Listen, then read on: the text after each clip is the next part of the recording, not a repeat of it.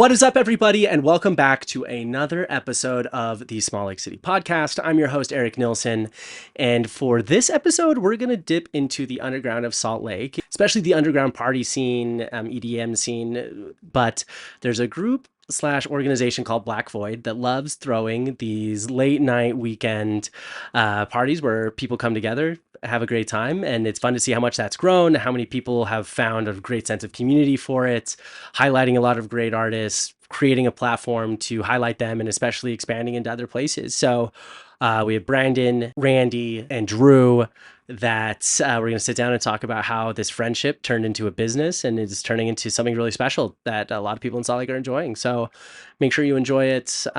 Great conversation between us. I always love to give the warning that there is a good amount of cussing. Yeah, there's a good amount of cussing. So if that's something that bothers you, there's your trigger warning. But if not, enjoy.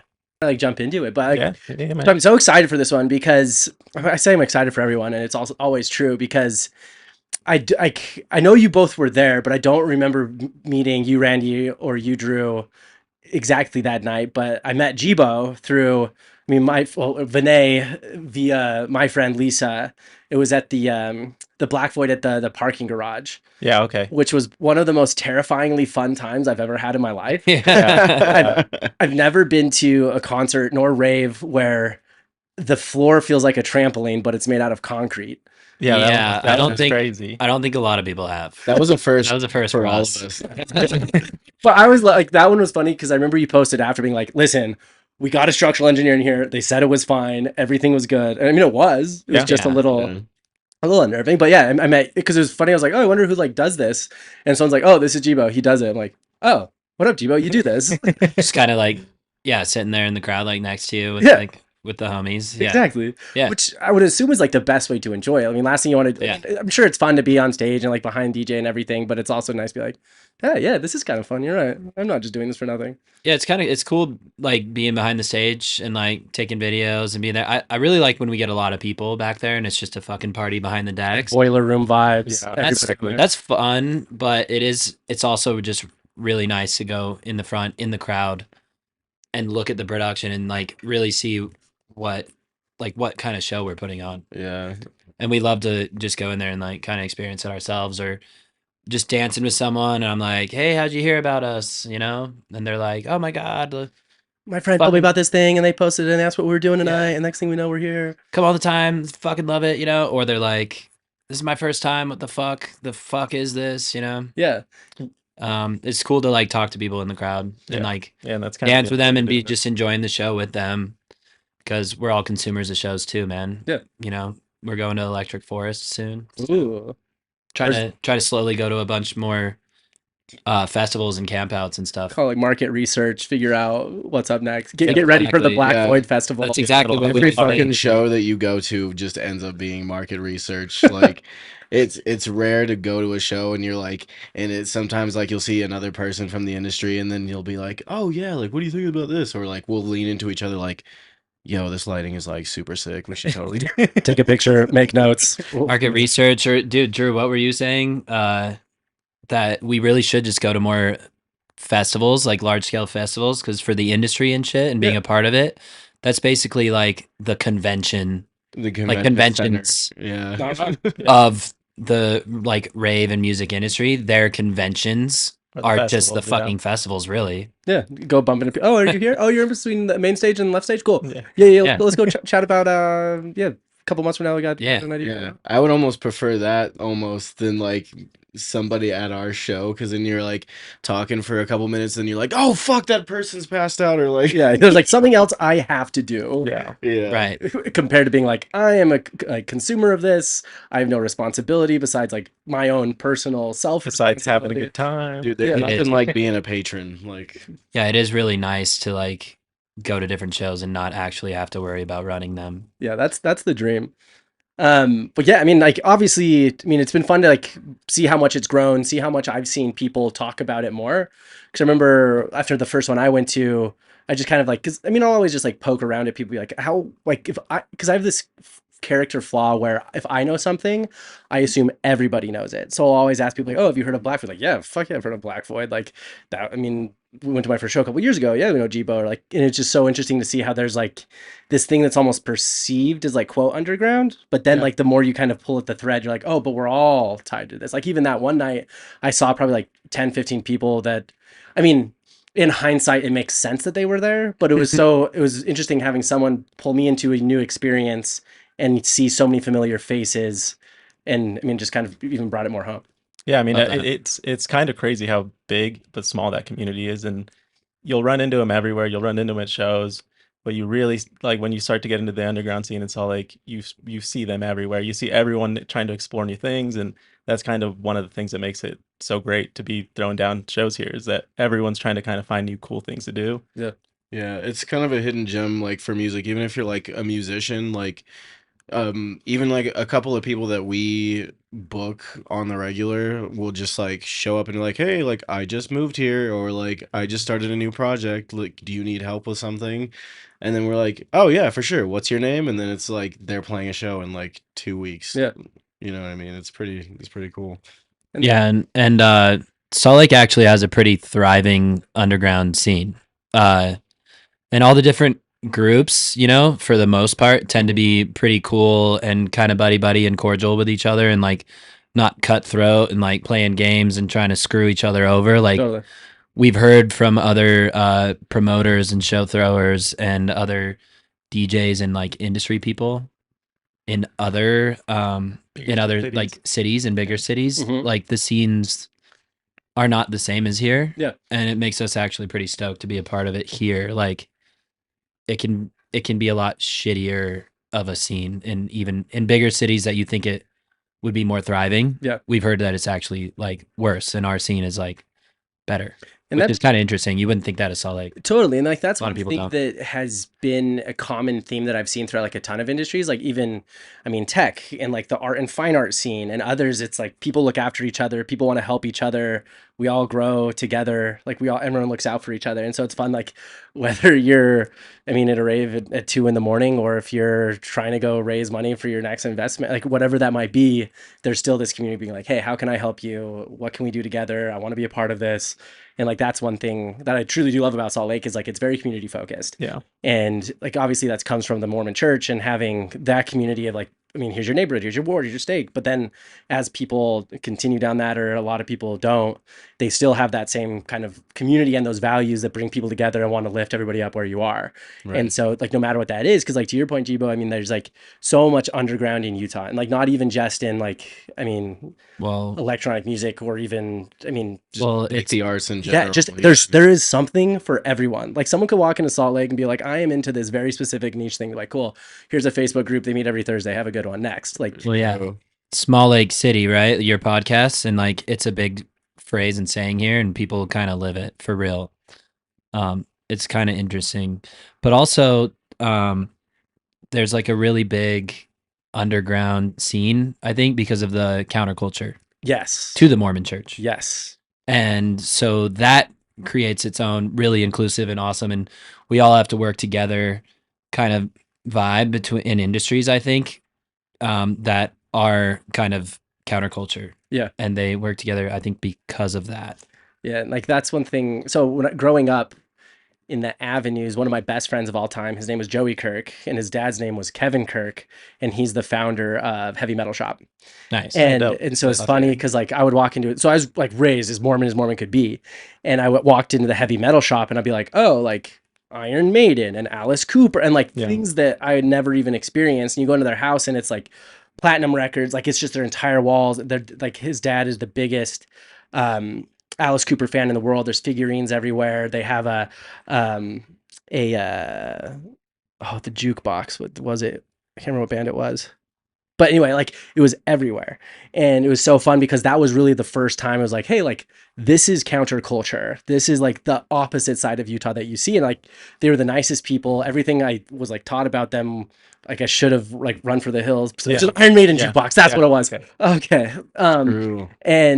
But then like now as I'm like, I would say more part of the counterculture than the culture, it's interesting to see. I mean, A, it's a lot more fun, but B, it's like, it's everywhere. And it's like, I always go back to the Heavy Metal Shop because I feel like that is almost like the uniform of the counterculture in Salt Lake. Like everybody has a fucking heavy metal shirt, like Yeah, heavy metal sweat, like heavy metal shop t-shirt or sweat. Well, I guess in that way, looking at like our brand, Yeah. right? So a lot of the imagery we put on our walls and our tapestries is very kind of dark, culty, yeah, mysterious, even somewhat demonic. Yeah. But people come there and they go, you know, from an outside perspective, you might think, holy shit, is this a Satan worshiping rave cult? Sacrifice me. Only on You're like, it's not that But- binary. It's a spectrum. But it's actually like your experience with the heavy metal shop. Yeah. You're like, holy shit, these are actually the nicest people ever. And I feel nothing but love in this room. Totally. So that's kind of, we like that dichotomy. So it gets like, quote unquote, the right people there. We're like, we want people that are open. are just open-minded to- to that, Yeah, and like don't get immediately scared away. Yeah. Because if you go there and you just see that from an outside perspective, what we're putting out there, and don't actually like become like get into it and part of it, you're like, oh my god, devil worship, and you Yeah. leave. We're like, great, leave. Like This isn't for you. this is not for Yeah. you. And but people that stay and really understand what we're doing are become like serious, like, you know, Yeah. cult members. So now we talked a little bit about it. I kind of want to go back to the beginnings because I mean, are all three of you from Utah? If not, where are you from? How'd you get here? And then how did you guys come to find each other and get this off the ground? Yeah, I've been in Utah most of my life. My family moved here when I was 5. So I bounced around between Park City, Heber, Park City. We all met up in Park City in high school. So we've actually been friends since high school. But, you know, I kind of grew up with the counterculture because I grew up in the BMX and skate scene. Hell yeah. So that was kind of my introduction to kind of the opposite because growing up in Heber was also super LDS. My family was never LDS. I was never LDS, but it was just around you and you could feel it, and, you know, hung out with people that were in it all throughout school, played sports and everything with them. But once I started to get into BMX, skate culture, started kind of just experiencing that and just seeing that there was a totally different way of looking at life, looking at the environment around you. And it just became kind of a part of who I am and a part of, like, I think who we all are, because we all kind of grew up in that counterculture. Yeah. And I think that you see that throughout. Yeah, dude. Like, and I think that's like a huge reason why we all became friends too, because if you take a look at our friend group, we're all kind of like, you know, a little bit like the misfit toys, you know what I mean? If you like look at a picture of us all together, we look like the fucking Breakfast Club. Like, I played sports and shit, and like you know, was never really super into like the jock lifestyle. You know what I mean? I listened to like metal and shit like that growing up, and like I skated as well, you know what I mean? And like I think just being alternative, you know what I mean, kind of drew us all together, and we've all been friends for like almost 20 years. Yeah. I mean, especially the Yeah. place like Park City where Yeah. it's like, not only do you have like the Mormon and like non-Mormon dynamic, but you also Mhm. have this like extreme, like it was wild because I had a lot of friends in high school that were Park City. And so I'd spend a lot of time up there, and it was wild to be like, oh, like, because one of my best friends from down there, I mean, he was well off, but he wasn't like that, like the Park City level rich. Yeah. But then we'd go to their friends. I remember one of my friends, he's like, oh, this is my winter car. This is my summer car. I'm 17. I was like, this makes sense, you know? And Like, hey, and like to fuck have you. all of that mixed with like, I mean, again, like there's like a big part of that skate culture because with skiing and snowboarding in it, but like it's kind of, I don't want to say like pseudo culture because it's just like more of the skiing than it is like the skateboarding and stuff. And then that's, Mm. I mean, and then skiing is kind of its own like illustrative, like, I don't know. It's Yeah, not. It's not as like it'll never be as grimy because like, Yeah. oh, you want to go spend $1,000 on a It's ski just suit, way more $1,000 on expensive. Yeah, skis, it's just like way more expensive. $1,000 on There's a. crossover, but you're They definitely definitely, yeah, they definitely like try to skateboarder. like put that out No. there, wearing baggy shit, like Yeah. all clicked up, you know what I'm Yeah. saying? It's like it's definitely not like, I mean, they're not like doing turns in their like perfect corduroy pants, but Right. it's just Yeah. different. Right. So it's like I like that you guys kind of found yourselves in that, and like because you guys all felt like kind of like these like, I mean, misfits, outcasts, mood, kind of whatever you Yeah, want to do it, but you're definitely. like, here we are. Well, yeah, me too with that. So I grew up in Kaysville. Okay. My mom's British and my dad's from Seattle. Why they met here and raised me in freaking Kaysville, I'll never know. But yeah, I kind of felt like the odd kid out because I was like the one out of like 2 or 3 other kids or like that were not Mormon. Yep. Everyone else super LDS. And then when I moved up to Park City in 8th grade and met these boys is like when my life changed. Park City is like a lot more diverse, I would say, culturally for Utah. Definitely like from ideas to And then all of us, like Drew was saying, just ragtag gang all over the place. You know, you couldn't say specifically what clique we were from. Like we weren't all lacrosse kids or all, you know, jocks and stuff. We just kind of were all over the place, musicians. Because I was pretty similar, like because I was a jack of all trades. Like I could sit by anybody at lunch, and none of it would be weird. Because like I played, lacrosse all in high school, so I had like quote like my lacrosse friends, and then I had like the people who I grew up in my neighborhood with, who were for lack of a better term, like the popular kids. And then I would always go hang out with like generalizing overly, but like the goth kids, and like we'd go smoke weed in the back, and like I would just like, and then I was in like 3 musicals in high school, so I was like friends with all of them. So I was literally just like, there's no one I could like, and it's the same thing today. I can sit down and talk to anyone about anything, and like, and so it was. I love that perspective because like I didn't just get so pigeonholed into just like one type of person, one type of exposure, but it's like you were talking about, like that diversity is one thing I didn't know how much I liked it and needed it, but zooming out now in my life, like I didn't realize that's what I was looking at until it later became defined and I put the two together.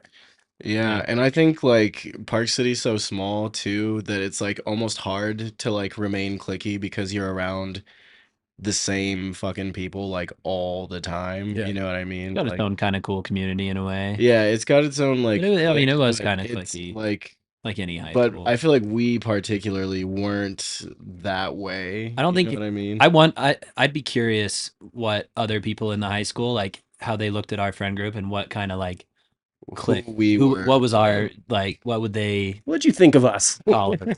What nicknames did you give us? I've always wondered that too, like just in general. Probably just douchebags. Who were we? No. Big douchers. No, like only comes to find out like actually everybody wanted to be your friends. We thought you were the best people, but didn't know how to go about it. You're like maybe, dude. We definitely weren't like the quote unquote popular kids, and we we weren't like a bunch of rich kids. When you like come down into Salt Lake back in high school and then maybe early college and stuff, people would be like, "Where are you from?" And we're like, "Park City." And there a lot of times we used to get like, "Oh, Park City. Oh, you're Park City guys." And I'd be like, "What the fuck does nah, that mean?" bro. Yeah. But now I'm like, "Fuck no!" Like we're not like your idea of like Park City. We're not like balling out of control. And we had all 3 of us like moved there at some point. Like later I don't on. we weren't like balling by any means. I mean, I certainly wasn't. I was like the poor kid growing up like everywhere. You know what I mean? Yeah. Like I kind of grew up around the valley, and I moved to Park City in like 6th grade, then came back down because we couldn't afford it, then moved back up because I didn't like Draper. You know what I'm saying? Yeah, for real. And people are like, "Oh yeah, there's like no black people up there." I'm like, "There's no black people anywhere in Utah." Like, put on a map and show me where you're alone. Bro, you know what I mean? This ain't hockey. Like, no. So I love that you guys like found each other in all of this. Yeah. Call it Breakfast Club, call it whatever you want to. But I mean, was music like a very quick thing for all of you to like bond over and connect over? Or at what point did you kind of become this overlap and become more of an idea that, you decided to chase more? Well, I'll start though. First off, not quite with music, but raging and partying. Yeah. That's where we got our start. We're in the music industry, but we also primarily are in the party. Throw fucking parties. Exactly. And we were raging pretty hard since like we were 15, 16 up in Park City. I think we started to kind of throw a bunch of like parties whenever our parents would go out of town, or you know what I mean, or. And then that continued into college and into now. So you guys, where did you guys go to? You guys all go to college together? We've been practicing I for a long time. Me and Gebo went up to the U. Okay. Yeah. So we were up at the U, and during our time at the U, we started to throw some pretty big parties in like junior year. Yeah, did we make like a Facebook invite to our shitty little apartment? Right below U Street, right below the stadium. Right below the stadium. Tiny apartment. Like it's like a yellow apartment I that know what you're talking a about. lot of people it has lore. It's got legend. It kind of had party legend status before we even moved in, and we Yeah. felt like we were walking in the footsteps of like older party Big legend shoes to guys. fill. And then we threw some crazy ass like Halloween block parties where we got everyone in the building on board with us. So every floor was raging Oh my god. and other houses on our street. Yeah. So we had like no joke, dude, and fuck, man. I feel like it was like 1,000 or more people like thinking about it, and some of the parties we've thrown now that are like pretty stacked, like there was heads, like Easily. all a sea of pretty people big. down the Easily. road. Massive and just fucking crazy. And then like SWAT team came in Oh shit. or riot control or something, and like Yeah, riot Wait, control. that's a good costume. yeah, dude, no, like where they like set up in a line with their shields and just start marching down and like throwing tear gas to disperse the crowd. That happened. That's Once, when twice. you know you're throwing good parties. Some real like Santa Nice. Barbara. We did it 2 college years type in shit. a row. Yeah, Around on that scale. around like the same time that these guys were like doing that is when like I wasn't going to school personally, so like I was diving heavily into the music scene, particularly, you know what I mean? Yeah. Just through hip hop and stuff. Like I make hip hop music, but I love EDM and metal and big band jazz and all that type of shit. And Yep. I had been working as a cashier. I was actually telling Gebo this story the other day, but like initially, like it came out as an idea. I didn't know what like the name for something. I knew we wanted to do something, and I wanted to do it with these guys particularly because like Gebo was very obviously like a business oriented guy, like will talk and talk and talk, but like that's what his strong suit is he's a big people person. And Randy is obviously like a marketing wizard. He does like all of our photography and like designs and stuff like that. And like Flyers and shit. so they had like they had almost been like to the point of graduating college. Yeah. But I had initially started Blaqvoid like on a solo mission almost, but I like was going through a bunch of shit and I was like, there's no way I can do this by myself. Took a hiatus. I had my first son, like I'm my only son. I only have one, but I was like, that we know. he's Just- 7 now. Yeah. where's the second one, Oh bro? God. But yeah, I actually went on a trip to Spain. These guys had went and came back like totally with like a new sense of like, you know, closeness in our friendship and stuff. Cause like I had gone through like, you know, a pretty like detrimental time in my life just through my like dating, you know how that stuff goes. Baby mama shit. So Here we like go. Trademark. we had like really rekindled like after I had like kind of been on my own, and then we were like, yo, like we should do this like but like high powered, you know what I mean? And we've been going. Well, yeah. So Drue started Blacqvoid first off with our other buddy Sam Barsketis. Shout out. He kind of actually designed our logo. Okay. He meant to actually make it like exactly like the Odessa symbol. It was supposed to be that shape, Yeah.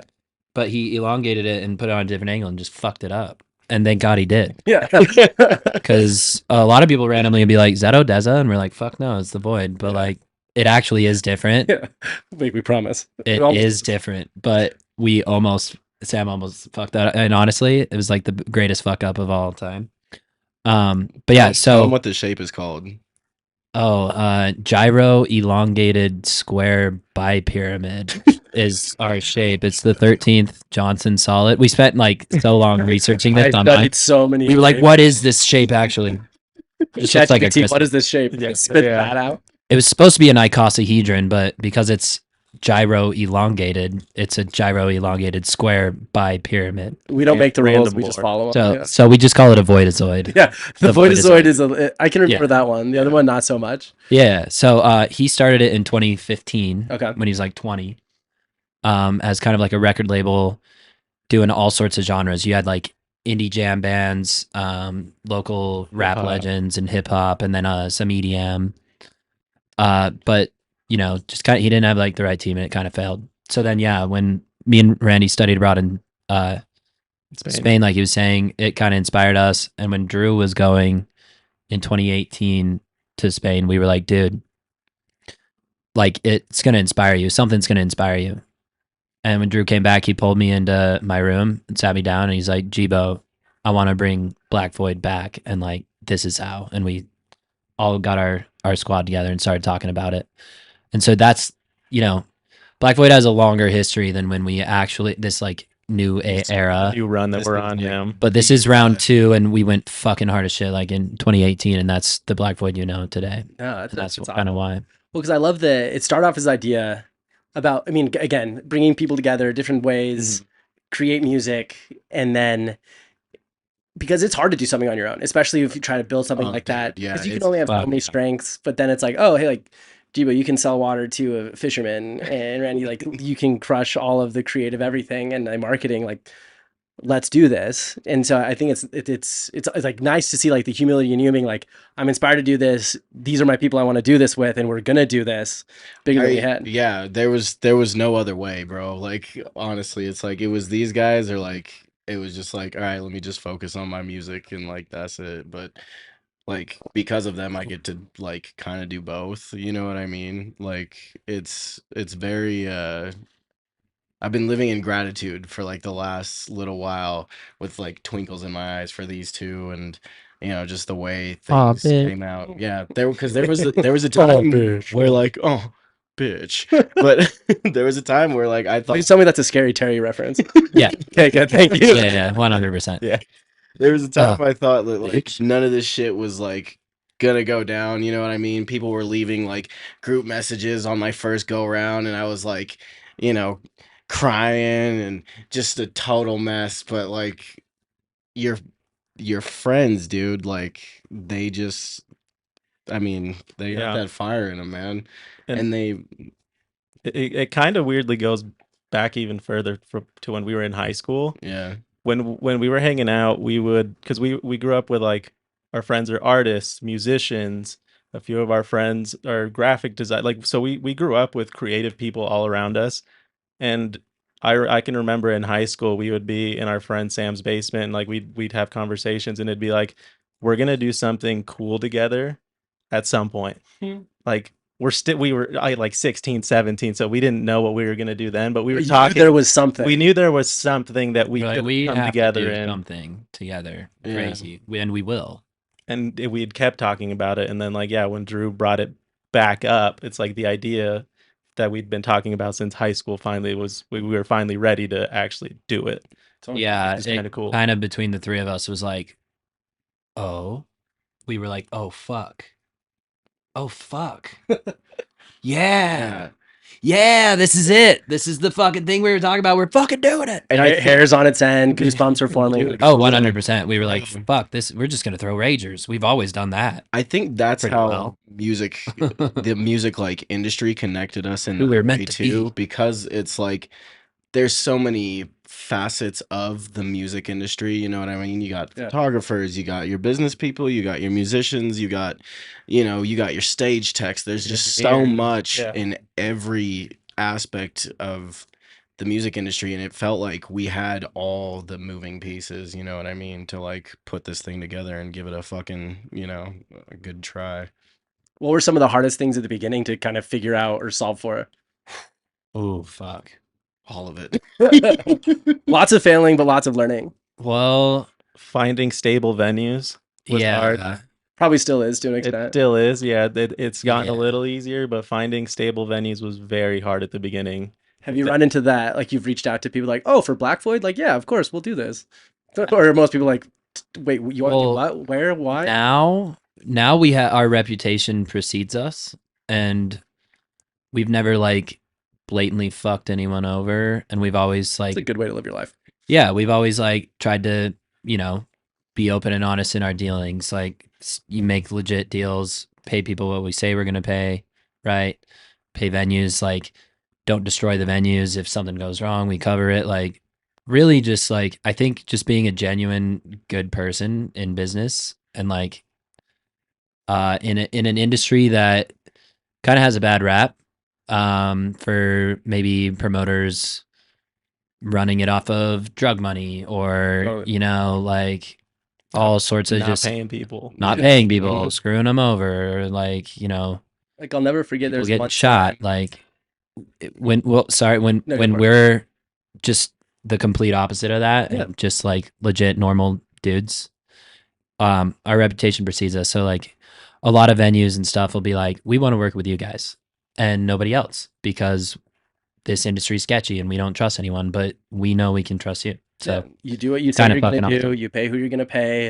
Like you're working out for looking us out really, for everything, really good and now. like, but it's also like on the venue side and those like all of your partnerships you have, they see that because like, oh, I'm usually working with like dirt bags and like cash where I don't know where it came from, and then on the other side, like, hey, we're like actually reasonable people who want to throw these like fun parties and get people together. Right. And then on the other side, people see that and they're like, oh, like this is like a legitimately good time. Like it's not sketchy. Everyone's here, like good vibes. Yeah, there's And so it's kind of like this like there's still perfect that complex. stigma and stuff. But after a lot of venue contacts like give us a chance once, and they're like, awesome, you're good. Let's keep booking shows. So I trust you because we pull up now with an EMT. You know, we get all the good things. We have like a ton of security. Like we try to run our show really tight. Yeah, I've always been really impressed. Like, is because again, Thank you. like it could be, and there's a lot of past, present, and will be future. Like, I mean, just like warehouse parties where it's like, yeah, just come on in, BYOB. There's a DJ playing, like, and it's like you almost feel like you're not necessarily like in a trap house, but you're like, I don't feel safe here, and you Yeah. kind of just want to dip. 100, dude. And yeah, I mean, when we started out too, there was a lot more of that, right? And the underground could be run pretty sketchy. Totally. It's so easy to do it sketchy. So The mind fuck is doing something that traditionally is sketchy and doing it not sketchy. yeah, and people like don't even know how Like, to. whoa, like it's crazy. like, what do you mean? This is all fine and everything Yeah, worked out like, good. how does Yeah. this Yeah, exist? it's hilarious when people walk into like somewhere and they'll be like, "This is nice." Like, Yeah, it's like their first time, and their friends bringing them to a late night BYB. They're like, "What the fuck? What? Where the hell are you taking me?" And they walk in. There's like devil imagery on the walls. They're like, "Jesus fuck!" And then it's like, "Oh, this is actually I feel safe as shit. Yeah. Everyone's so nice here." Yeah. Easy That guy concept. slapped my ass, and they kicked him right the fuck out. You Yeah. know, like So It's those things. Take care of people and people take care of you. Yeah. So I probably should have asked this earlier, but we're just gonna do it now. But if you guys could define like what Blaqvoid is or what you guys are hoping to do, how would you explain it to someone who's never heard of it? Randy's got a great handle on this, actually. Yeah, Tee it up for Randy. yeah, tee me up. I would say if I were just to describe it to someone who knows nothing about it, I would explain to them first of all that the reason we do this, the reason we throw these parties, is so that we can highlight people that are incredibly talented and might not otherwise get a stage to showcase their talents. That's kind of our core mission, is to create that platform for up and coming artists, local artists who, you know, if you bill them on a traditional show, how most traditional promoters would do it, they might not perform in front of more than 40, 50 people, but they might be incredible producers and just as talented as someone who's a main stage at EDC. They're just not there yet, but we want to create a platform where that can exist. So that's the first thing that I would say to someone. And then mystery is kind of also at the core of our brand. We want people to be willing to do something different, do something that they might not be comfortable with, not be going to see just a concert for their favorite artist, but to discover something new, to discover new music, and just to do something that is different. And that's kind of what our brand is. We're just trying to do something different in an industry that really, it's, you know, there's all these other things and traditional ways to do it, and that needs to happen for the artist economy, but we're just trying to do something that doesn't exist and is a little different. And that's kind of how I would describe it to someone. Nah, I think that's fantastic because I mean, at the end of the day, like that's I mean exactly it. Like every show of yours, guys, I've gone to, I've been always like, because sometimes I was would be like, oh well, it's like it's not like any DJs you would know, or it's not nothing like. I always want to like downplay, but then I get there like I take it all back. We're good. This is a great time. And like even like the first one, I mean, I got like into the parking garage I went to, like the production value, because I went in knowing nothing. Like had no idea. And then it's like, I'm like, oh my gosh, that TV set was pretty sick. Oh my gosh, like these lasers, like this is like wild. And that's before the ground started like jumping up and down. And so it was so fun just to find yourself in like the most random of places and the most random of nights at the most late of times, but at the same thing, like everyone's having a good time. It's a safe place. There's great music. There's great people. And so I think it's fun to see how that's done. Cause like anybody else in, I mean, similar nightlife entertainment, it's not that like, cause there was True. the memory I always have is, so my fraternity in college decided to throw a Tyga concert at Oh, Saltaire. Epic. And wow. I'll never, because I was like part of like getting it all together. We're bringing him in the house, and like Yeah. we know he's gonna fly in, and we're also stoked. We get bussed out to Saltaire, and like people are opening or whatever. Like we're all fucked up. Let's be honest. 100. And all of a sudden we're like sitting there, and like I'm in this like group chat with everybody, and they're like, Tyga's like not even landed yet. He's supposed to go on 15 minutes ago. Like, and then 30 minutes later, he's like, he just landed his private jet with, because I think he was dating Kylie. I don't know these things, but like Kylie Jenner, they show up, and he's like, yeah, I'm not doing it tonight. And we're like, excuse me? Like, there's literally thousands of people waiting for you to go on, and I'm like about to write, and you're saying no. He's like, nah, I'm just, it's like essentially says something of like the 2014 version of like the vibes were off. yeah. And and so all of a sudden I just remember seeing like our president go up on stage, he's like, so it's not happening. We'll get you your money back. Bye. And everyone's like, are you serious? Like, yeah. And so, but then he tells this story of him kind of going into the back room with everybody from the promoters, the venue, like, and everybody's there just kind of like, where's all our money? And like, he's like, there were multiple guns flashed. Like, he's like, I knew that my priority was getting out of that room safe. Yeah, it's sketch. And if I had money in my hand, if I didn't, that is a secondary concern. And so it's like, again, going to you guys' examples of, That's we just want to pay people what we told they would. We want to have a great place. We want to have a great environment. Yeah. And like comparing to like other examples, like similar to that, I have, I'm like, yeah, I see how people would want that.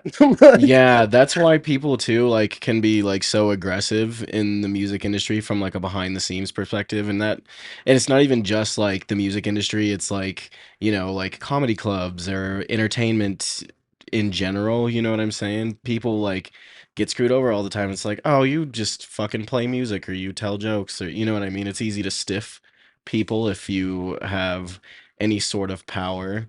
Um so that can definitely be a challenge. And kind of circling back to like what you said earlier about the challenges of when we first started Totally, off yeah, yeah. and what Randy was saying about like making the unknown known, it like basically like starting off like we didn't have like the pull to be like, oh, come, you know what I mean? It'll be sick, even though you don't know who's playing. Like, Come to this place at Yeah. 2 in the morning and Yeah. we'll come have fun. yeah, with you us. just like tough. show up and you're like, oh, okay. But then like to kind of build that trust with people that like you're going to be safe, it's going to be sick, and you're going to talk about it, and you're gonna bring your friends next time is like such a yeah. We had to hard really thing to do. really focus on that in the very beginning.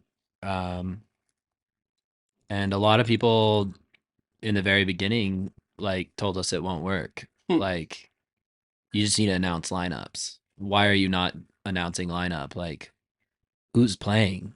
And we were just like, nope, just it's gonna work. It might take some time, but But it'll get there. it's like good to like, And because it's hard to like it stick worked. to your guns like that. Because you're Yeah. like, it's gonna work. We're gonna do it, and be like, it's not gonna work. You're not gonna do this. Yeah. And then it gets to that point where like, all right, now who said it wasn't gonna work? To the front here, because like even since I started following, like I always. I mean, it's pretty much every time I'd reach out to Gebo to see if what his schedule was like, I would just kind of like look at the Blaqvoid like Instagram follower account and be like, okay, like, oh shit, we're up 2,000. Oh, it's still going. Like it's like, I mean, it's like not obviously the easiest predicator of like growth and how everything's going, Yeah. but it's at least something to keep an eye on. So I mean, that's almost like doubled since I started. Anyway, I digress. But Our Instagram has been going crazy as fuck. I mean, I'm following on 3 accounts actually. So Oh, yeah, bumping thank up you. those numbers. for Oh me. shit, dude. Little pad. No, just kidding. I'm only following on 1 account. Everyone is an individual person. But so, okay, so you have this idea, you start people, there's all these naysayers saying it's not going to work. You're just throwing parties. You're just DJs, announce a lineup. We don't care. I mean, at what point did it start to like go from this, we're trying something new, let's hope this works, to being like, oh, wait a minute, there's something going on here that we didn't think was going to go like this. Dude, the Enzo show. Enzo. Yeah. We all agree. Shout that out to Enzo, bro. Like, Yeah. Tell me Yeah. about that. What happened there? That was in what, 2019 or Yeah. Yeah. November of 2019. What, we've been throwing shows for almost a year. almost a year, maybe a year. Maybe a year. Around, Yeah. about probably a year. And we'd all been listening to Enzo for a while, and he was still a pretty small artist then. But he had that song Overthinker. Mhm. I think when we booked him, we booked him for cheap, like holy shit, cheap. And when we booked him, that song had like 5 million listens, and we were like, this guy's gonna blow up. This is gonna be fucking awesome. We had no idea he already basically was blowing it. He had like a solid fan base. The hints we gave and said it was on Wakan, everyone was like, it's fucking Enzo. And still mystery, but that was one of our first events where we kind of blew the doors off the place. I think we had almost like 300 It was like people. 350, yeah. 350, which Yeah. now seems like wildly small for us, honestly, sometimes. But then it was like, what? Like we were all over the moon, blown away. Yeah. The energy was crazy. People are headbanging it. Like the vibes were high, and it was an immaculate show. And that we all kind of started to go. There's definitely something. That was the here. first time we looked at each other and we were like, we're up here now. Like we leveled. We leveled up.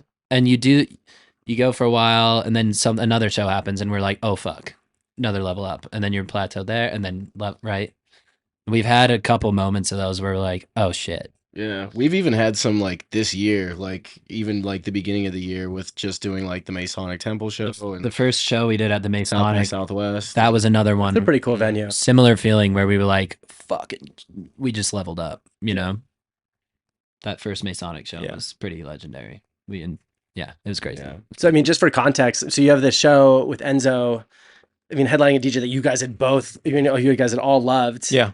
And then he's like, yeah, let's do it. And you're like, for how much? Like, Yeah. This isn't a Make-A-Wish thing, right? Like this is just for No, a he's still really small, dude. And then now he's ginormous. And he was a legend. And then the very next year, unbookable. Yeah. And then V2 booked him, sold out the complex, couple thousand people. Like that, he blew up, and we knew he would. And we were like, fuck. Yeah. Like, even we called then, it. like just like sending out like emails and shit, like when we would get a response of like interest, we would like jump for joy in like the kitchen. You know what I Yeah. mean? Like Our second show ever that we went off to the block and did and booked Hex Cougar. Hex Cougar. Shouts out to Hex Cougar too. Shouts out our boy Raj. When he got back to us, he was just like managing himself, didn't even have a manager back then.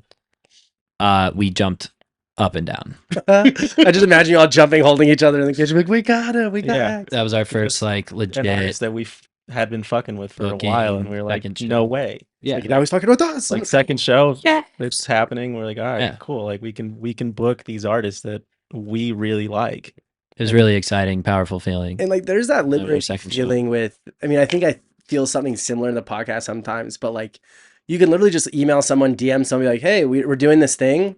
I think you'd be a great person to have on it. What do you think? And they're like, yeah, I'm in. And you're like, what do you mean? Like, They're like, yes. there's supposed to be more to this. Why is this easy? They're like, yeah, that sounds good. Let's do this. You're like, all right, cool. How about this time? Yeah. All right, cool. See you there. And it just like happens. Yeah. And it's like you have those parts, but then also I'm sure it's great to see some of like the DJs and musicians that you guys have highlighted growing up. There are any of those examples that you've had, Yeah. I mean, at earlier shows, and then now you're like, hey, like, you don't need us anymore. Like, you don't like Yeah, like actually you're- starting a career. Yeah, like Yeah. they jump started their career already, and it's like, hopefully when they go through their run and they want to do a sweet, small, intimate show again, it's like, let's go run it back. Yeah. Like We booked a couple people multiple times, Hex Cougar being one of them. We'll always book him again and again because he's a fucking legend in Blaqvoid lore. Yes. We'll never let it Blacqvoid go. Hall of Fame. Yeah. Inducted. Gebo named his cat after him. I did. My cat's name is Hex. And I actually have a photo of Hex Cougar with Hex in our basement after we brought him out on our anniversary a few years later. Yeah, come I have. haven't seen this. I have a Hexception photo of Hex with Hex, dude. Hex on hex on hex. Literally, like, made me so happy. That's honestly sick. I was That like, sick. bro, I don't want to like freak you out or anything, but like, I named my cat after you, and he was like, And he was like, "Fuck, Uber's here." Where's the no, he cat? was about it, dude. I'm gone. Yeah. Just grabbed your guys, like, take the picture. This is only happening once. hmm Well, because I know that you guys have also been partnering recently. Because I mean, you had a couple shows like in San Diego, Mhm. and kind of going other places too. I mean, tell me about that. And like, has it been kind of something you've wanted to do for a while? Is like branch out in partnership more out and about instead of kind of sticking around, or just opportunity that brought itself? Yeah. We were actively seeking it. Cool. Yeah, I was like, we've been looking for crews that are kind of doing similar things as us in other states, because as important as I was just telling you about creating a platform, we can't be the only ones who do it. We think it's more powerful if there's a whole network and a whole independent movement of people in different states doing the same thing, Mhm. so that then you can actually almost create its own economy of independent promoters putting on smaller up and coming artists. So we'd been looking for different crews in different states kind of doing something similar or with similar vibes, people that book similar artists as us. And that's kind of how we've found these other crews, is usually through artists, them booking similar artists that we did one week, and we book them a few months later, or we book them and then they randomly book them. It's like, oh, well, we must have something in common, because Yeah, if we're all booking the same people at different times, then Yeah. there's probably some sort of Well- overlap. Well, so our first out of state show, that's kind of how it happened with Good Society. Shout out Josh with Good Society. One of our best friends now. We had booked Oshi and Liney on a lineup. Like the day before Good Society also booked Oshi and Liney, which we were like, that's crazy. So they both came out to our show, and they're posting like his show as well, right? Because it's coming up to promo it. And we were like, interesting. So we looked them up. I saw they're doing cool shit. They have cool flyers, and just DM'd them like, yo, like obviously we have similar taste, because we've booked the the same people. same lineup a almost the day same apart. time, It was yeah. crazy. It's kind of like meant to be in that way. And Josh just called me. We immediately jumped on the phone and just broed out for like hours, and talked about how we want to do like a show exchange, and how, and I'm just kind of like thinking he's like bigger and this whole crazy thing and out in LA. And he's like, no, dude, like I'm doing this all like my goddamn self. Got a cool little record label. I throw shows, and like he actually just like respected us as like equals and shit. And he was like, yeah, I'd love to do like a show out in Salt Lake with you guys, and I'll bring you guys out to LA. And we were like, fuck yes. We're in. And first show out there was a friggin' boat party with him. His first boat party. Yeah. Not a bad way to get And start the our partnership first boat together. party, obviously, out of Long Beach, and it was sick as hell. And we ran it back. We've done 2 out there with him now, and we brought him out here 2 times as well. Yeah. We're planning something with him in LA again later this year. Maybe just a warehouse party this time. Some fun. Well, We're it's just kinda gotta going be back and nice forth. too, to like, because what you do is, I mean, it's not like the most niche thing in the world, but it is like a very unique experience. Like, it's not like you can go around and find like 10 people in like a crowded room that like know something about it. So Yeah. having someone who like him, he's like, I'm doing this all by myself.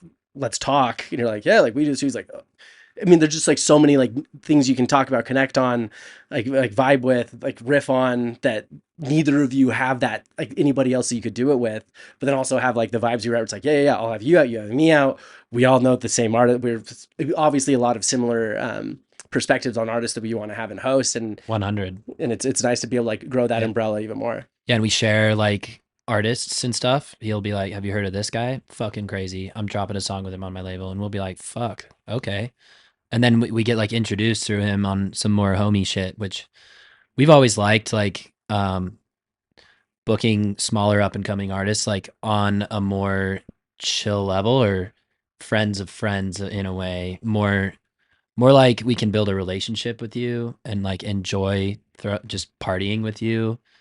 That's like way more important to us than like a big booking that's contractual.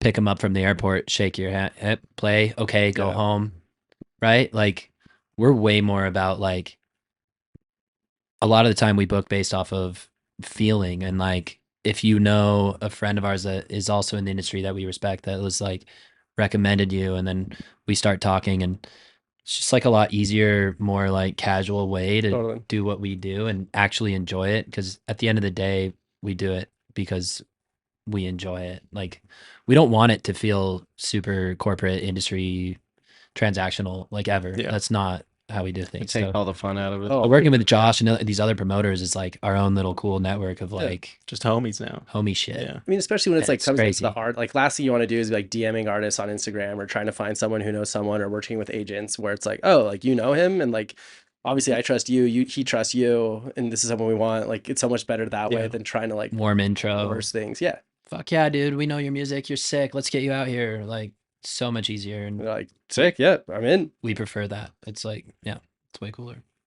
So what else is so you said you have some stuff planning in LA, but like what else is upcoming that you guys are excited for? Whether it's I mean shows here, other kind of more new Blaqvoid stuff, other partnerships.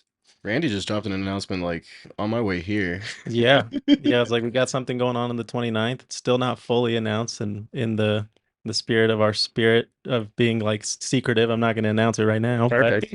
But we did just drop something that's going to go on the 29th. It'll be, Hold on, let me put that in my calendar. yeah, it'll be a long one. It'll be extended hours. I'll prepare myself for a marathon, not a sprint. Yeah. Dancing shoes, dancing shorts, dude. Like I'll dance however you need me to dance. You tell me to dance and I'll do it. Yeah, it's a new Um, concept we haven't done before. A little bit bigger. A little bit bigger. Hey, bigger's good. I mean, especially going from because you said that there was the show with oh my gosh, Enzo, where you're like looking at like there's 350 people here. Holy shit, how did we get them here? Yeah. I mean, just for like context of where that was and now. I mean, how many people do you have showing up to shows? It these depends on the venue, I guess that too, obviously. yeah. But at our like bigger venues that can hold it, we've done like 750. Dang. Yeah. 800 once Yeah. on Embrace the Void was Yeah. over 8. Yeah. And then we've done a bunch of shows this last year, close to 7 Dang. on average. Like, and if we do like a show that's like 450 or something, we're like, fuck, that was kind of a bomb. Where I'm just like, wow, that used to be like massive for Yeah. us. And then now we're it's like a down party. but it's like still a total rager for everyone. Still a good there. time. And like, Yeah, I mean, so there's Us things as that the you show guys thrower, I'm like, learn. damn, attendance is like a couple hundred less than we want, but like most attendees like wouldn't notice, and they're like, it's still Right. so sick, you know. But And it's so like it's weird to be in that Yeah. headspace where like Yeah. looking at this experience, you're like, oh my gosh, like wish there's more people, but everybody else is there is like, thank you so much for throwing this is the best night of my life. Yeah. Exactly. yeah, and you always have to tell yourself that. But yeah, like we've been throwing some pretty big events. Yeah. Yeah, I mean, and especially we getting plan to like, go bigger, but like the maintain thought our of vibe. trying to get like 750 people out to a place at the weeest hours of the morning till the weeest hours of the morning, man. Mm. And have it be a good time. It always works out so well. It's been fun, and like even just like participating, it's been fun to Yeah. be part of it all Thanks, in man. one way, shape, or form. Thank Well, you. it's like like going back earlier, like when we were in Spain, and like it was part of the whole inspiration is like the nightlife there doesn't What start. were you guys in Spain? Like in like We- Barcelona? We or- were in northern Spain. We were in Okay. Oviedo, but we traveled all throughout Spain. But the nightlife doesn't start till midnight or 1, and it goes till 7, They 8, go very hard in Spain. 9. Like sometimes there's clubs that don't open, or like bars and It's stuff that culture. don't open till 5. and then you go get breakfast and there's fucking nobody out.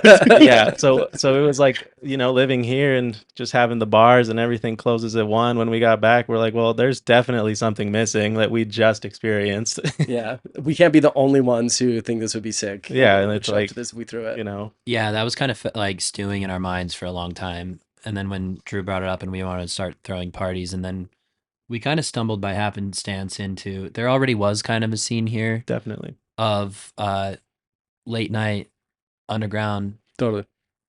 but it was just it was different. And it was it's a different type of house music. It tended to be a little bit older people, right? Like, and it's been happening for a long time. Just a lot of people didn't really know about it. When we stumbled Yeah. into the late night BYOB thing, we were like, this is all we want to do. Yeah. And like Salt Lake needs that reason to go later, like Spain. And There's an appetite for it, and people eat that shit up. there's such an appetite for it. And so we were Yeah. like, we will provide. And even now too, like I think it's like good for people like who are just like moving here.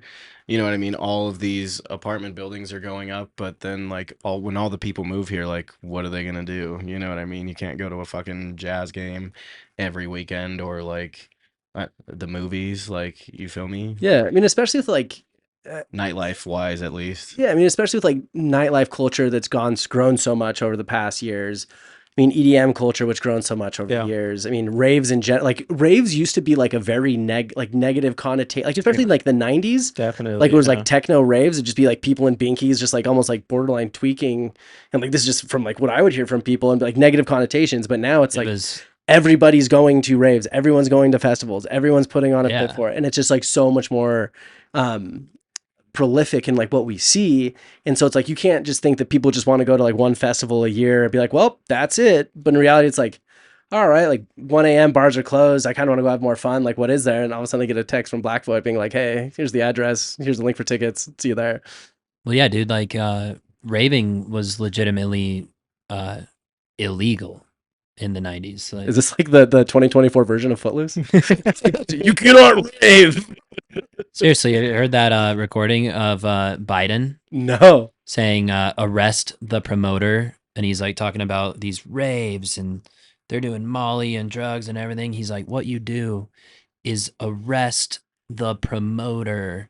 It's actually some pretty sweet Some pretty EDM sweet remixes of remixes. that. I can only imagine. Yeah. Can you sample? Yeah, shout out Mo Green. Yeah. I liked his remake of that, but it literally was like illegal and stigmatized, and so that's what like our parents see. And you know, my parents always hated that I did Blaqvoid and told me to stop, and I'm just supporting drug culture and things like that. And I was just like, it's not at all what we're trying to do, you know. Yeah. It is really about the music and the vibes and growing like a really sweet ass community. And raving and this party scene, it is becoming more generally accepted in the public eye. Yeah. It's awesome to see. Salt Lake City is pretty receptive to it, actually, more than you would think. Because I know that Salt Lake's had a pretty good underground, like especially like drum and bass scene from like almost For a long when time. like drum and bass was defined as drum and bass. Mm-hmm. And so again, that was kind of like when I first walked into like Blaqvoid, that's what I felt like, here's the drum and bass scene that like everybody kind of talks about, that kind of elusive. And Well, it was way bigger back in the day, and then it kind of died out in America for a while. Yeah. And now it's just making a massive resurgence. Here, at least, yeah. I mean, Yeah. I was talking to someone about it because I mean, like one of my favorite artists of the past like year and a half is like Fred again. Yeah. Who is essentially just like bringing back drum and bass to the masses in like one way, shape, or form. It makes like because I mean, Fred is Fred. Because he's just sick as fuck. Yeah, I know. I was trying to figure out how I could make a way because he's performing at the Coliseum on Friday in LA, and I was like, "Okay, how can I make this work?" And needless to say, I couldn't. Yeah. But yeah, I mean, it's like I mean, it's the Freds. I mean, it's like the original. Oh my gosh! Like I remember going to a show at Solitaire to go see Avicii for the first time, and like which like now is like R.I.P. Like Yeah. True. but like I didn't get it until you're there. But you, to your point, like you have to get there and you have to be able to be the person, be like, this might be a little different. This isn't something necessarily I've done before or would be super Yeah. open to, but like I'm gonna give it my all. And if you can do at least those few things, you're gonna have the greatest time of your life. If you're gonna clutch your pearls and turn your nose, then just go home. Like you just go Yeah. to sleep. Yeah, and we've honestly like kind of developed like even a decent amount of older people from the scene like before our time, you know what I mean? Because like there's aspects of what we do that is still reminiscent of raves in the 90s in terms of like, oh, you got to get a text message to see where we're going and it's in this completely random spot. Like, how did they do that? How did they get there? Like, and it's so like perfect, I feel like, too, with like the youth as well, because I see kids out like wearing Jinko jeans and shit, like it's the 90s again, like, you know what I mean, beach blonde hair. Like I feel like it's culminating to where like like both younger and older like generations are kind of meeting in the middle, at least in Totally. what we do, and it's been kind of cool to see like such a wide array of people come to our shows, because I feel like our crowd isn't what your typical like even like big festival like crowd is like. It's kind of people from all walks of life, or people who don't even primarily listen to EDM, and they just are out with their friends because they heard like Yeah. something was going on. Well, and to that point, a little bit playing off that, we've always said we throw parties, not raves. So obviously they take on a very ravey form. But we don't like really talk ever about dress code or anything like that. Like people come in hoodies, people come in, Full rave fits sometimes. full rave fits, It's like come however you want. fishnets, Come like however you want to. Come Pe- party, some be a good people- person. Yeah. bring like poi and rave toys, and then other people are just like, nah, that ain't for me. But like, yeah, like I think our parties are interesting because we've always kind of leaned into calling them parties and not raves. So it's ravey, but it's really just with the BYOB thing and all that. A lot of people say our events feel like a really high powered house party. That's a fair description. Like you pulled up to someone's house, but there's freaking lasers and you still there's got lasers, 30 there's a rack. DJ, and Yeah. a lot more people. Yeah, but that Same sort of vibe. that yeah. kind of vibe. Yeah, we want people to be able to talk to each other. We don't want our sound to be like so loud that you're like screaming to the person next to you, like blowing your vocal cords out. Because we're not trying to throw like a massive show all the time. We're trying to do a party Yeah. 'Cause, I mean, it's not all. so people can meet, Yeah. vibe. Because like the production Culture. value is important, but Yeah. it's not. You It guys is aren't really sitting there every day being like, all right, how can we make our production value better? Like, yes, Yeah. but at the same time, like we want to throw parties, we want to bring the right people here, we want to make sure the right people are coming, Mhm. everybody can feel safe and do what they want to do. The people matter the most. Oh yeah, because one bad apple gets in, and I mean that can ruin someone's day, week, night life. Yeah. Yeah. The biggest kind of compliment we probably get is that people love the people that we attract to our events. And that's been like very much by design. We've always tried to get people that rage and chill. And that's actually intersection of Are you those gonna two. bring in the Good chill stuff. rage? yeah, chill rage. Chill rage. Another term that we've talked about, literally coined since high school, when we would do our house parties or like my signature dark parties. We always talked about just chill rage. Chill rage. It's like people that rage in a chill way because you're still a chiller, but Yeah. you like to party. Does that make sense? No, I get you, because like there's like the We people think that's that kind of rage who on we the other are. far, like too far of the rage, and you're like, you're a liability. Yep. And then there's like too far on the Exactly. chill, you're like, You're not having fun. hey, like why are we sitting in chairs in the backyard like around a fire, like, which is fine, but like a little bit more rage would be great. Turn the fuck up in a chill way, man. And that's what we invite everyone at our shows to do. Rage responsibly. It's literally one Rage of our- Yeah, you want to keep one of your our, airing the hose away energy rules. down to a complete minimum, dude. Yeah, no, they're out 100%. Once all the girls starts leaving because there's this one guy asking for hugs or something, then Like, listen. Mocking a little too hard. 100%. Girls have to feel safe, Everyone's just got to be chill and cool Well, like, and you need- respectful and not a liability for sure. Oh, and like I'm sure you guys have seen it, but like I can't remember what it's called, but it's the documentary they did on the Woodstock '99. oh, dude, that thing's crazy. Holy shit. Yeah, and like so That that was is crazy. obviously not what you want to happen. And when Yeah. people go like full like Lord of the Flies Case study. and psychological case studies, like obviously you don't want that. And like the amount of like sexual assault that happened, the amount of racism that happened, the Insane. amount of like that is obviously what you don't. And half of that is bringing in the right people and attracting the right people. And Why that totally fell apart is because the people running it were focused on profit. yep, They didn't care about the people Or the at all. experience. Oh, Or yeah. the experience. It was just like hot and shitty and Yeah. no basic amenities. For like $30 for water. Right? Yeah. Like, and then just fucking them to death. Like basically you take people and treat them like animals. They start acting like animals. And they're all just like, and so I've been to other smaller scale events where you start to get a feeling of that. Hmm. Like, You're like, this is very loosely put together.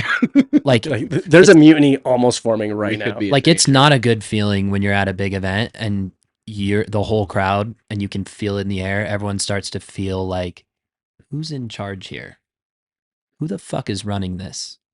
do the employees even know who their boss is? Yeah. What the fuck? Where's security? Why is this so loosely? What the fuck? I've been to some events where I'm like, oh fuck. And it's like, it's that. Like, so at our events, we try to like have a bunch of security, like not so people feel like they're being watched, but like if you go to an event that you feel is like professionally ran and it's like clean enough and it's like, if it's ran well and the crowd feels it and they know that someone's in charge and you're safe, that matters for the vibe massively. And if it's not there, that's when things. If it's not there, dude, like that's where you have like events that turn into complete riots and fucking people jumping fences and all that shit. Yeah, hard pass. Yeah, like Fire Festival and like Fire Festival. At 99 Woodstock. 99 and some other big promoters I'm not gonna mention. Dude, like, But any everyone of those knows. If you know, you documentaries know out there. are Yeah. like our Nightmare on 13th, bro. Like it's like watching like Poltergeist for the first time when you see like one of those docs as like a promoter. You're like, oh shit, this is Like this is the scariest thing I've watched in Really? a decade. It's Such like a nightmare. I'm like literally biting my nails. Like, oh, that would suck so hard. Cheese sandwiches. Sandwiches. So there's two questions I always end every Yeah. episode with. One is if you guys could have someone on the Small Lake City podcast and hear more about, what they're doing and why they're doing it, who comes to mind? Oh, I want to Huh. nominate Adam Banks. He's a good friend of mine who's recorded like a bunch of my songs and stuff, but he's a producer and an artist that is putting on for the hip hop scene here.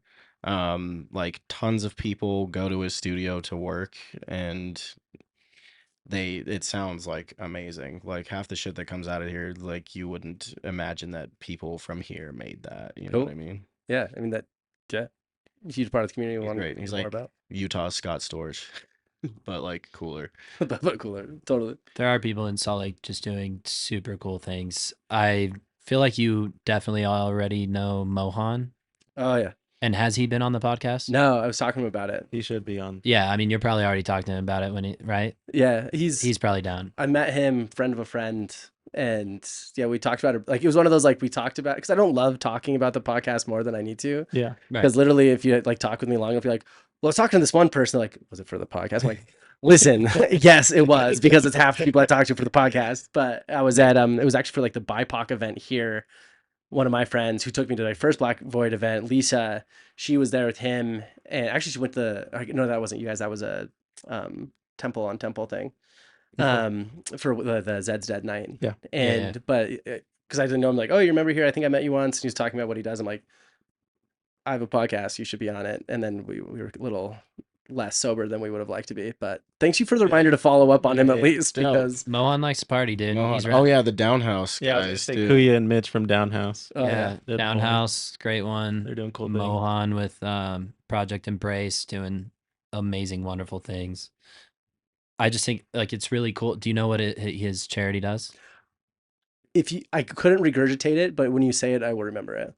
Yeah, so they basically gather up all the used hospital equipment from hospitals or people donating, but a lot of hospitals just get grants and get all new equipment, and they completely just would traditionally like throw away or get rid of their old equipment even though it's state of the art and only like a year old. Yeah. Like insane. And it'll last forever, but they just get rid of it. So he's getting contracts with a lot of the hospitals and organizations around here and like gathering that stuff and then distributing it to Yeah, they fully refurbish it. refurbished stuff and distributing it to communities that like don't have access to that, like the Navajo Nation. Huge. And they're starting to do crazy international stuff. Like they went to Syria, India.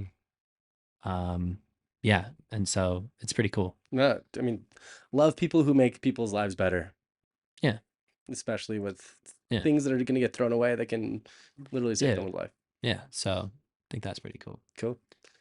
And then secondly, if people want to find out more about the Blaqvoid, join the Void, where's the best way to find some information?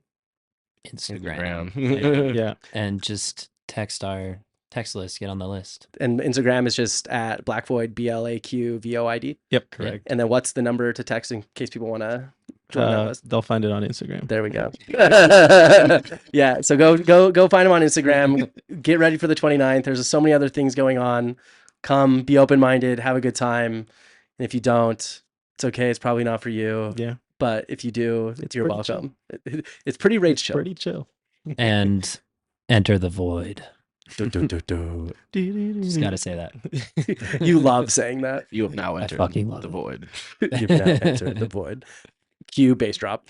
Yeah. Yeah, no, but guys, thank you so much. I'm glad we could make it happen. So Yeah. stoked for all you're doing. Keep throwing parties. I'll keep showing up. I'll keep bringing my friends. Thank you, The bro. cool ones who will enjoy it. The other Yeah. ones go to bed, stay home. Yeah, they're screwed. Yeah. You know, they're just fucked.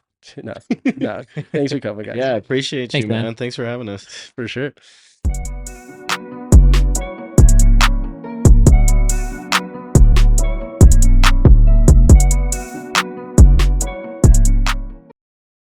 Thank you so much for listening to this week's episode of Salt Lake City Podcast. Don't forget to like, follow, review, subscribe, and share this episode with your friends. And we'll catch you next week. We'll see you there.